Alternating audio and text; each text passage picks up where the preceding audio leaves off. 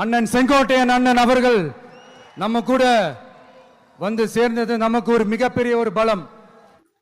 அதிமுகவில் இருந்த செங்கோட்டையன் அவர்கள் தாவேகாவில் இணைந்தது விஜய் பலம் அப்படின்னு சொல்றாரு. விஜய் அவர்களுக்கு ஒரு சின்ன அறிவுரை. கேப்டன் விஜயகாந்த் அவர்களுக்கு ஏற்பட்ட நிலை என்ன?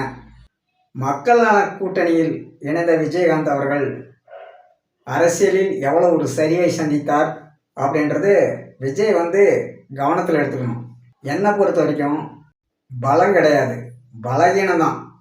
அடுத்த கட்சியிலேருந்து வர்றவங்க 2026 தேர்தல் முடிஞ்சதும் விஜய் ஒரு குறிப்பிட்ட இடத்துல ஜெயிச்சு வந்துட்டாருன்னா ஒரு டார்கெட்டை வைப்பாங்க.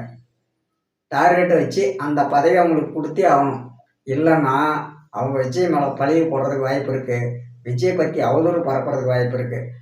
அடுத்து கட்சியிலிருந்து வர அமைச்சர்களாலோ அடுத்து கட்சியிலிருந்து வர எம்எல்ஏக்களாலோ தாவேகா பலம் பெறும் அப்படின்றது என்னை பொறுத்த வரைக்கும் ஏற்றுக்கொள்ள முடியாது.